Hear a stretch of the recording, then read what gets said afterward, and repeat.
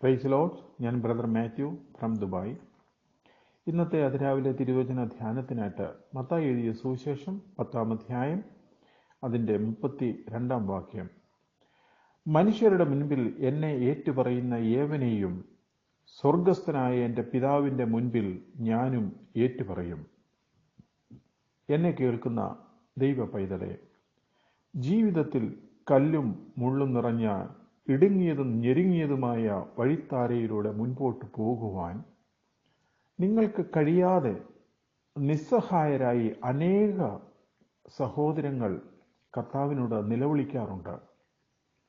സഹായിക്കുവാൻ ആരുമില്ലാതെ നിസ്സഹായതയിൽ നിന്നുയരുന്ന ആ നിലവിളിക്ക് മുൻപിൽ കാരുണ്യവാനായ കർത്താവ് കടന്നു വന്ന് നിങ്ങളെ കോരിയെടുത്ത് അനുഗ്രഹങ്ങളുടെ പ്രകാശവർഷം നിങ്ങളുടെ ആത്മീയ ജീവിതത്തിലും നിങ്ങളുടെ കുടുംബ ജീവിതത്തിലും നിങ്ങളുടെ ഔദ്യോഗിക ജീവിതത്തിലും ചൊരിഞ്ഞു തന്ന് രാജവീതിയിൽ നിങ്ങളെ എത്തിച്ചിട്ടില്ലേ?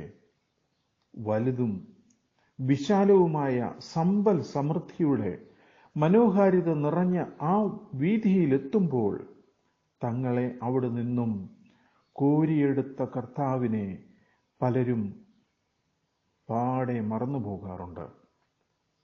ദുഃഖത്തിൻ്റെയും ദാരിദ്ര്യത്തിൻ്റെയും രോഗത്തിൻ്റെയും കൂർത്ത മുനയുള്ള കല്ലുകൾ കൊണ്ട് പാദങ്ങൾ മുറിഞ്ഞ് രക്തം വാർന്നൊഴുകി മുമ്പോട്ട് പോകുവാൻ കഴിയാതിരുന്ന കാലങ്ങളിൽ തങ്ങളെ കോരിയെടുത്ത് ആശ്വസിപ്പിച്ച് സൗഖ്യമാക്കി മറ്റുള്ളവരുടെ മുൻപിൽ നമ്മെ മാനിച്ച് വഴി നടത്തിയ യേശുവിനെ കുറിച്ച് മറ്റുള്ളവരോട് പറയുവാൻ അനേകർക്ക് ഇന്ന് ലജ്ജയാണ്.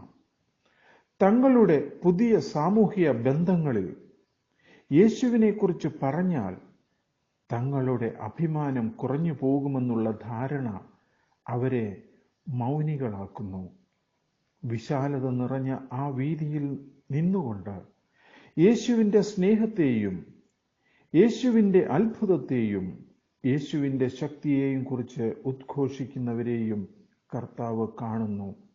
തനിക്കു വേണ്ടി ഈ ഭൂമിയിൽ നിങ്ങൾ നിങ്ങളുടെ ബന്ധുക്കളോട്, ചാർച്ചക്കാരോട്, സ്നേഹിതരോട്, സഭയിലുള്ളവരോട്, സമൂഹത്തോട് നിങ്ങൾ ശബ്ദമുയർത്തി യേശുവിനെ കുറിച്ച് പറയുമ്പോൾ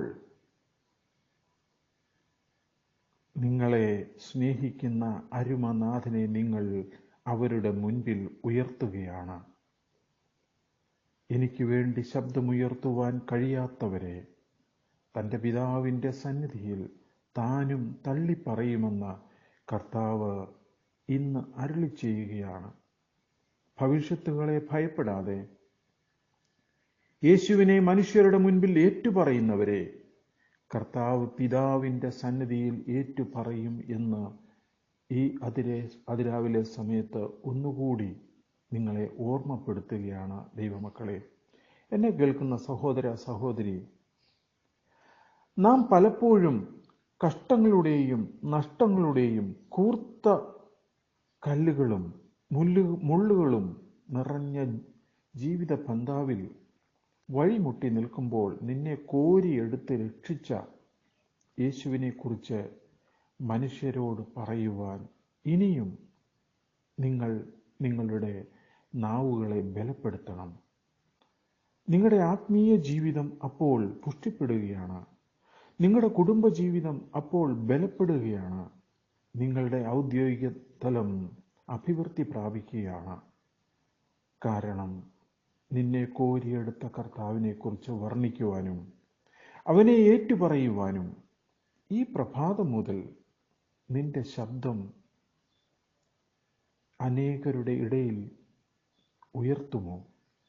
അങ്ങനെ കർത്താവിന് വേണ്ടി നിന്റെ ശബ്ദം ഉയരുമ്പോഴാണ് ദൈവ പൈതലെ നിനക്കു വേണ്ടി പിതാവിൻ്റെ സന്നിധിയിൽ നമ്മുടെ കർത്താവിൻ്റെ ശബ്ദവും ഉയരുന്നതെന്ന് നീ മനസ്സിലായേ പറ്റൂ. നമുക്ക് പ്രാർത്ഥിക്കാം. സ്നേഹനിധിയായ കർത്താവേ, കേൾപ്പിച്ച വചനത്തിനായിട്ട് 1000 സ്തോത്രം ചെയ്യുന്നു, സ്തുതിക്കുന്നു കർത്താവേ. അനുഗ്രഹിക്കപ്പെട്ട വചനത്തിൽ കൂടി മനസ്സിലാക്കിയ ആ വചനം ഞങ്ങളുടെ ജീവിതത്തിൽ അനുഗ്രഹമാകുവാൻ ഈ വചനങ്ങളാൽ ദൈവം ഇടയാക്കട്ടെ എന്ന് ആത്മാർത്ഥമായി ഞങ്ങൾ പ്രാർത്ഥിക്കുകയും പ്രവർത്തിക്കുകയും ചിന്തിക്കുകയും ചെയ്യുവാൻ ഞങ്ങളെ കുടുംബമായി സഹായിക്കണമെന്ന് യേശു ക്രിസ്തുവിൻ്റെ ധന്യമുള്ള നാമത്തിൽ തന്നെ. ആമേൻ, ആമേൻ, ആമേൻ, ആമേൻ.